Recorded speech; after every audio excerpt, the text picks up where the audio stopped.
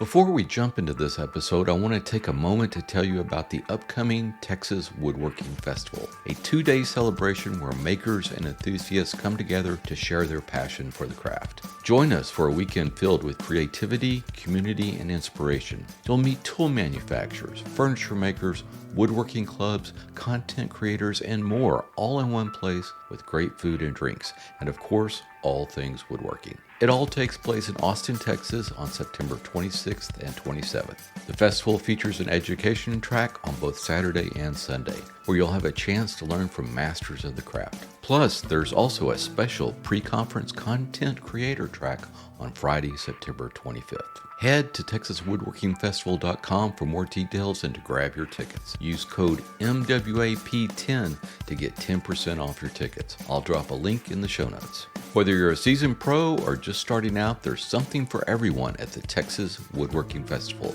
Don't miss it. Hi, I'm Kyle, and on this episode of the MWA podcast, Sean, Jeff, and I are asking Austin Waldo the 5 other questions. And if you haven't already, be sure to check out Austin's interview about the upcoming Texas Woodworking Festival on episode 606. So welcome back to the show, Austin. Yeah, I'm excited to be here. Before we get to the 5 questions, let's give our patrons a shout out. So who do we have to thank this week? Yeah, we like to give a big shout out to our Patreon supporters. Today, we're going to give that shout out to Eric Ramel.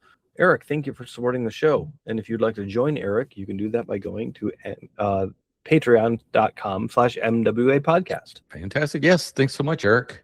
There's another person we need to have back on the show to see what's happening up there. Heck yeah. I know. Well, with that, let's jump into the woodworking news. So first up, our friend Andy Klein has a new joinery system, and it looks pretty interesting. It's basically set up to be a domino killer, and he doesn't shy away from that if you've seen any of his promotions on YouTube about it. But it looks pretty interesting. It's basically using 3 drills, and it doesn't have to use 3 drills. It can use 1, 2, or 3 different drill bits to drill 3 holes, and basically using dowels in those 3 holes. And it's kind of similar setup to a domino as far as the fence system, the way it looks. Of course, it works much better than the domino fence system. Anyone that has a domino knows the fence is kind of the weakest part of that tool. I think he's done some stuff to address that. But you can use it with any drill. And right now it's on pre-sale for $350. And it's it's not cheap, but it's a lot cheaper than a domino.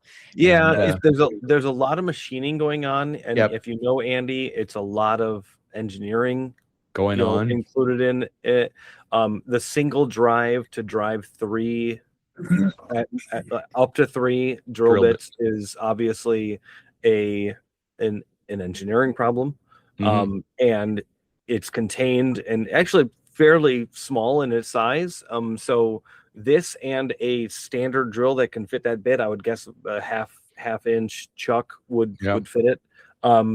Gets you into the multi dowel domino killer kind of scenario. Like the same utility that the domino has been shown to do, but with simple dowels instead of dominoes, I think is the kind of the function here.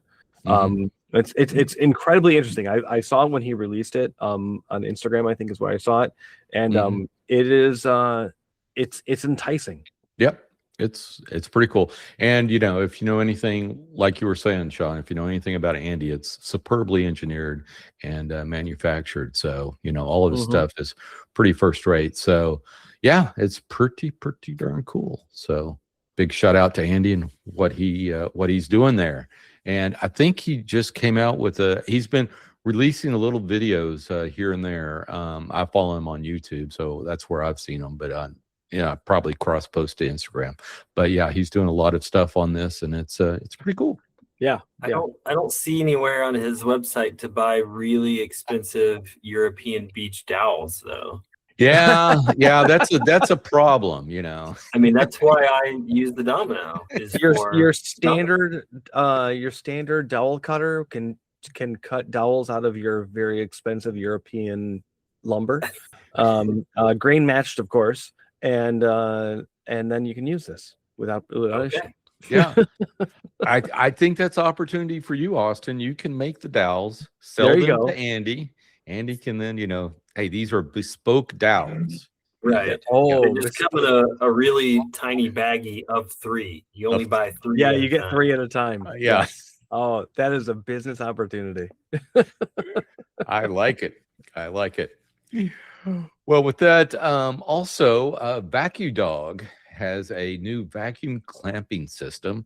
And I think and there may be other retailers selling it. I saw it at Taylor Toolworks, but it's very, very interesting. Basically, it's using a 20 millimeter workbench dog. So that's like you would have an MFT table. And it has various little gaskets you can put around this, and you hook up one of those vacuum pumps to it, and it basically acts like a vacuum clamp. I think we've probably all seen these vacuum clamps, and they're rather expensive. Most of them are, in the neighborhoods of 150 going on up from there. That does not include the vacuum pump. This little system right here is like $60. Yeah. And I don't know if it's going to have quite the pull of the, more robust $150 little vacuum plates, but who's to say it doesn't? So it looks very, very interesting. Yeah. Is this assuming that wherever your dog hole is a flat enough surface to then be clamping against in a vacuum bag scenario? Well, it's not really a vacuum bag scenario. It's more just a vacuum clamp. So it's got this gasket that you put around it. And so it's just meant to draw down whatever material. Yeah, whatever material. Okay, that's fair. Okay. Yeah. So so it's just a holding thing, not a vacuum clamps per se. Okay. Yeah. It's not a vacuum bag like you would use for laminates and bending stuff like that. Yeah. So anyway, but it's more of a clamping mechanism. But I've seen them used all the time, and it looked rather interesting because I could definitely see using something like that. I've always fascinated about, if I'm, from a chair maker's perspective, if I'm sitting there carving a seat, this would be fantastic to be able to vacuum it, release it, move the seat around, and do that kind of stuff. So it'd be kind of interesting. I've always kind of looked at that, but $60, and I'm not sure. I do not have a vacuum pump, but I think the prices on those have come down substantially since I first looked into them. But that could be interesting. I'm interested to see, like, they're going to be exhibitor again at the Texas Woodworking Festival. So hope to get some hands-on there with it. Might be something I add to my shop. I don't know. Yeah, I'd be interested, with the variety of vacuum pumps that you can get, how much does what for what you're doing. Like if you're trying to plane a board, is this enough to hold it down? If you're routing, is it enough to hold it down? And somewhere in between. I mean, there's all sorts of, when you're talking about something that's basically flush to your bench, what can you do if this is your holding thing instead of clamps crawling over it? Yeah. It's an interesting proposition for sure. Yeah. Because I know my first question for him, if it works as well as it seems to work, I've seen some demos on YouTube and stuff and it looked really interesting. If it works as well as it does, I think my first question is, so when's the 3/4 inch coming out? Yeah. For those of us with larger holes. Jeff, have you ever done any carving or any work on a vacuum clamp type thing? Yeah, so I actually have an adapter. I forget who makes it. It's a New Zealand company, but I use it's for wood turning, but they have it where you can put it in the mount.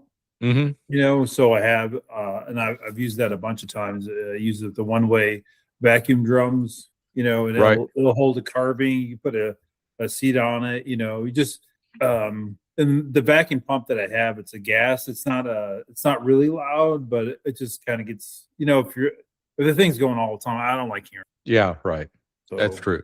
Yeah. You want the ones that shut off once they reach vacuum and only turn on when they need to. Yeah. Good point. Well, cool. Well, next up, Bosch has a couple of new things. They have a new contractor's table saw and a new cordless track saw. And this is all part of their expert series. So you may have to take a test before you can buy one to make sure you are an expert. But if you pass the test or probably have the dollars to buy it, they will sell it to you. But it's pretty interesting. I mean, these are contractor tools, of course, but the contractor table saw actually has a sliding table with it, which is kind of interesting in this kind of space. Yeah, on a small form factor, like that's interesting for sure. Yeah. I mean, I'm sure that would be, great for, trim carpenters and stuff like that. Would be fantastic. I think I would have definitely benefited when I was doing that with something like this. 100%. Yes. And then 20 years too late. Yeah, exactly. But it looks, if you're in that realm or you need a contractor table saw, this certainly seems like a good deal, with some excellent features. I mean, it's got everything, with a nice guard, a riving knife. Yeah. I'm sure the fences are adequate for something like that, like a job site saw. I've seen people do wonderful work with simple job site saws. But I don't know. It'll be interesting to see like a little use case, study of these things. Yeah, and both of these things just came out, so I don't have any pricing for it. But right, yeah. Their track saw looks interesting. It looks, I've seen a number of track saws in different configurations. This looks very, very close to the Festool track saw as far as the configuration. I mean, they all kind of look similar, but this one looks real similar. what I like in this case is that it already fits my 18-volt Bosch, batteries. So I have a couple. And so that just makes that a little more if you're in that ecosystem. I have been for years. There's influence from Milwaukee doing a lot of good battery operated things now, but I'm still have a few 18-volt like relatively modern 18-volt Bosch, and I haven't got a new circular saw in years, so I'm gonna watch this one for just see how maybe pricey it might be. Yeah. Again, not out there, but that's very interesting. It does mention in the article you shared that it doesn't appear to have a riving knife for a track saw like this. That's somewhat of a concern, but it may have some sort of electronic. I think even Festool doesn't have a riving knife anymore. I think they have some sort of electronic detection or something like that. So okay, I assume it does. Be worth looking at. Yeah. It looks pretty cool. And it says expert on the side of these tools. So oh, right there, you're labeled. Yeah, you can flex. You can flex on the non-experts in your shop. You know what I want to see? You know how like the plunge action, is it Festool that goes like straight down where like the DeWalt does like the swing down? There's something about like how that operates when you're plunging, where I'm curious how this one actually works. Yeah, I don't know. I have a Festool track saw that I bought. Boy, at this point, Lee, it's getting close to 20 years old now. Okay. But it works like a champ. It's probably been surpassed by, other Festool track saws. I'm probably like 4 or 5 generations back, but it still works like a champ. It does have a riving knife, by the way. Oh, flex. There you go. But But when I got in Festool, I bought like about 5 or 6 things, and I've never bought any other Festool since then.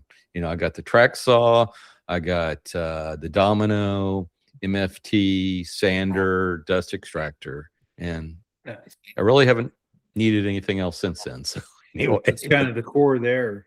Yeah, exactly. They got your money. That's all they wanted. They got my money. Yeah, exactly. Got a lot less of it then than it would cost you now, though. Oh yeah, probably now. Yeah, because I had the Domino 500 and I got it when it was brand new, and I spent like $700-800 on it. For the full thing. And it's just like, I think now it's like $1,500 or something like that. Yeah. But again, that was 20 years ago, so inflation and all that kind of stuff. But hey. Well, with that, let's move on to our next one, which is brought to you by our friend Jeff Wyatt, and that is the Domino Light by Dutton Tools. Speaking of the Domino, so it's a little light that clips on to the fence of your Domino and provides some illumination there at the little indicator that you're always trying to line up and can barely see. And so tell us about that, Jeff. What do you think about it? So It looks like it's just like run by someone's 3D printer with a little light on it, and it just slides right on the fence, and it works great. I picked one up. It was like $35. Picked one up, and I was just like, man, this is nice. I don't know how many times I've said I need a little bit of light or something, lining up with it using the domino, and just like I saw it was like one of those little ads you see on Instagram, right? And I was like, well, I'm going to buy this $35. I was like, we'll see how it works. And it came in the mail, and I was just like, it's pretty awesome. I like it. Fantastic. I don't use the domino a lot, but when I use it, I like to have it light up. Exactly. Well, fantastic. Yeah. I've had the same thing before. If you're leaning over something, your body's blocking where that little indicator is, and you're trying to line up your lines. And it can be. This is brilliant. Why it took this long for someone to come out with it, but it's a little light. It's USB rechargeable, and they have a number of interesting products. They and mainly it's all lighting type stuff. Yeah, like the sanders and stuff like that. I was like, oh, that's pretty dope. They have a little light for like you said, they have one for the Lamino biscuit joiner, and then they have one for the Festool sanders, little light. However, these aren't cordless. That was the only thing I saw in the comments was the sander light had a cord on it. So if you I guess it's good and bad. I mean, anyway, be aware of that. The domino light, that's like the gateway light. That's how they get you hooked in. Yeah. And then you're on it. Then they get you on the sander lights and everything else, where you're homeless. Boy, that went to a dark place real quick. Okay. Yeah, it happened. Dutton Tools got all your money. Well, with that, let's move on to the 5 questions. So, Austin, what tools are you considering adding to your shop? What tools am I considering adding to my shop? Well, I have been adding a lot of very small 3D printed fixtures and jigs and templates for cabinetry. So different types of scribing mechanisms to hold filler pieces at the right angles, things that will line up for every screw hole, for every different type of hinge from the different manufacturers. So I've been finding those on the various free 3D printed websites, and then I have a friend that has a 3D printer that I send them to, and they print them off for me. So I've been adding all kinds of small 3D printed accessories. Yeah. That's really cool. That is cool. Yeah, I'm new to the 3D printing. I've had mine for a couple of months now, and once you get into it, you start thinking, I was doing this yesterday. I was looking for some hardware and stuff like that, and I go, isn't that something I could just design and print? Mm-hmm. Yeah, these kind of scribe holders that I have, that is, you have a cabinet carcass that's a certain distance away from the wall, and you want to put a filler and you want to scribe that. And so it has a locking cam that goes onto the carcass and then holds that filler panel, and then you scribe that, and then it goes over 3/4 of an inch. It's perfectly scribed and just clicks right in. Nice. That is cool. So they're pretty complex 3D printed things, but still very affordable. Yeah, no kidding. Very nice.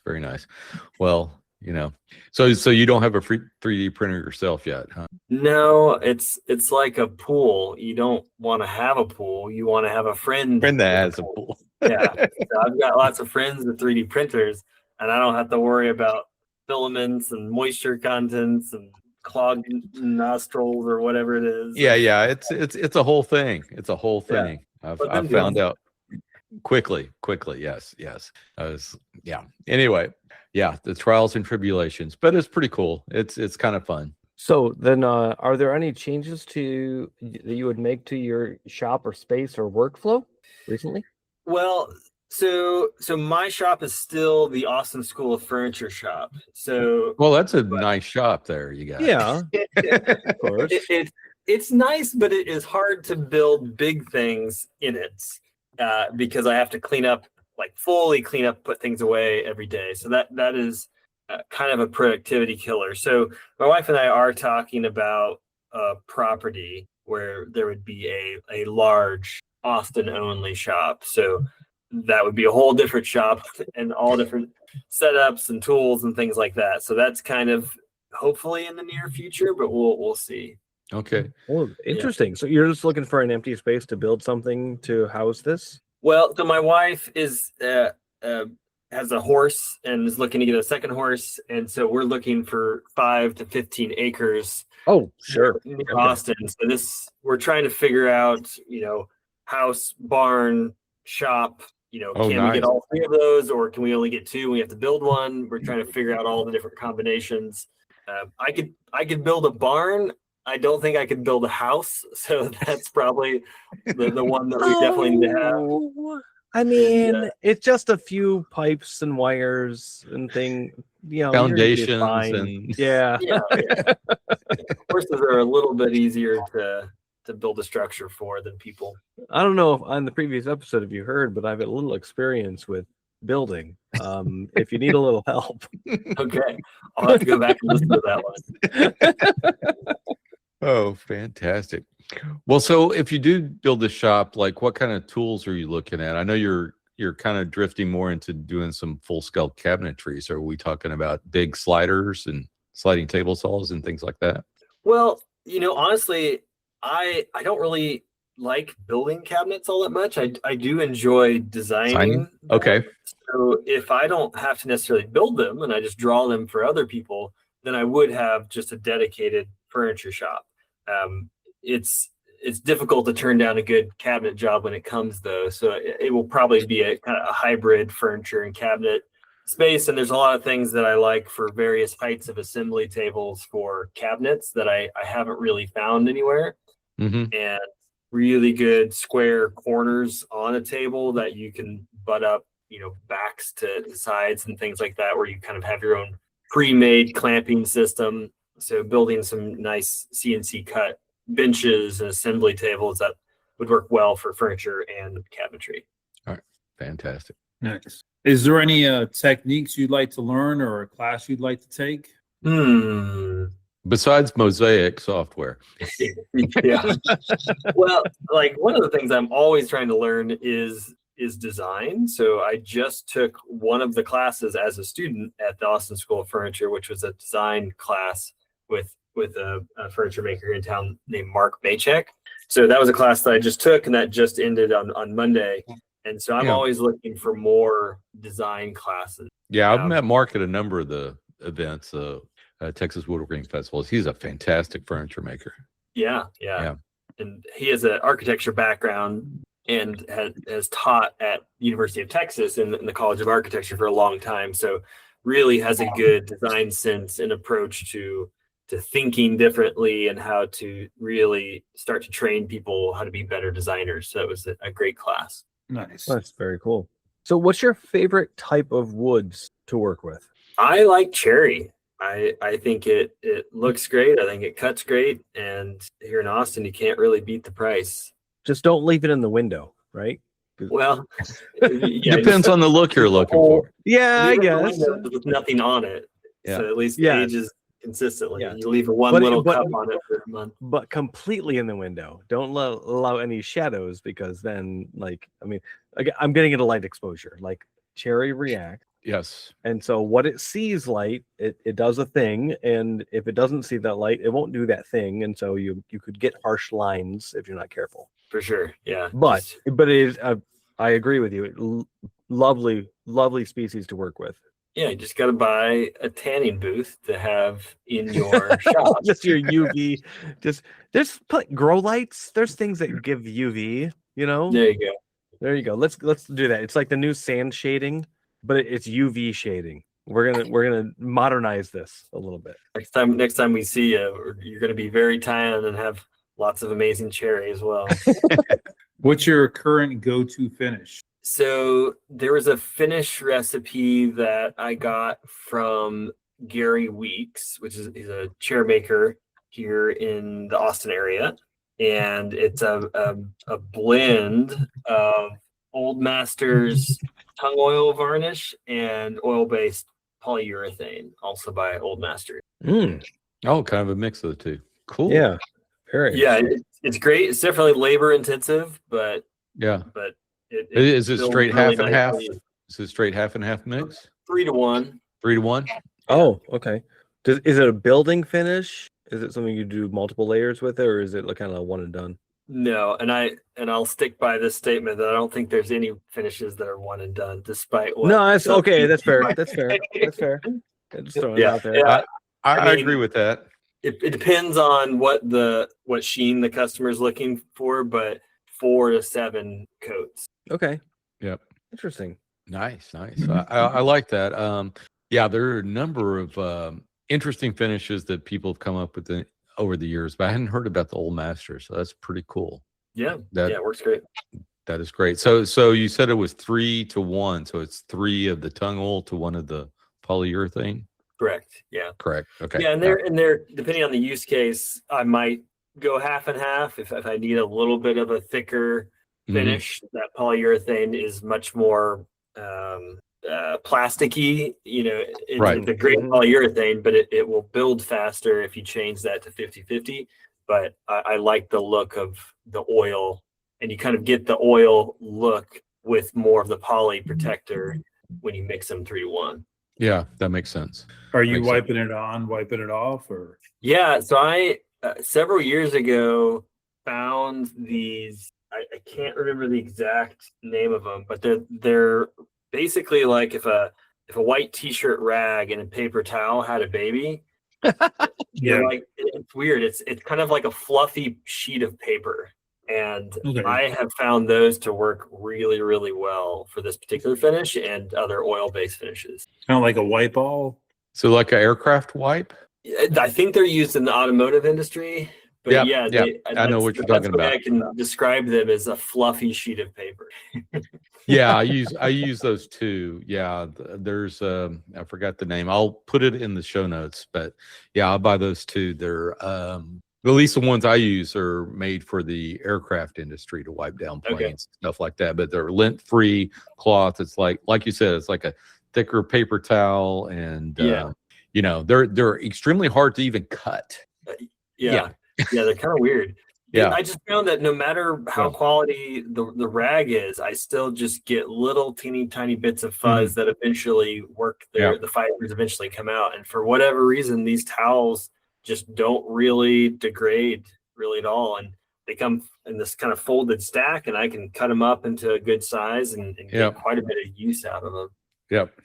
I use those. The ones I use, I'll put in the show notes. But those are pretty cool. So with that, Austin, where can folks find you on the interwebs? Yeah, anything about the Texas Woodworking Festival, you can find me TexasWoodworkingFestival.com and on Instagram and other social medias at Texas Woodworking Festival. And then for my furniture company, it's Waldo Furniture Company, and on Instagram it's just Waldo Furniture. Fantastic. Well, thanks so much for coming on, and we're looking forward to the Texas Woodworking Festival, and hope all of our listeners can attend too. But with that, Austin, it was absolutely fabulous to have you on, and like I said, looking forward to the Texas Woodworking Festival 2026. All right. Yeah, it's going to be great. Hopefully we can see everybody there. Tickets will be on sale May 1st. And that just about wraps it up for this show. If you haven't already, please subscribe to the show on the podcatcher of your choice. Just search for the Modern Woodworkers Association. And while you're there, please leave us a review. You can follow us on Instagram at MWA_podcast. And if you'd like to support the podcast, go over to patreon.com/MWA podcast. But the best thing you can do is tell a friend. Word of mouth goes a long way in sharing our discussion.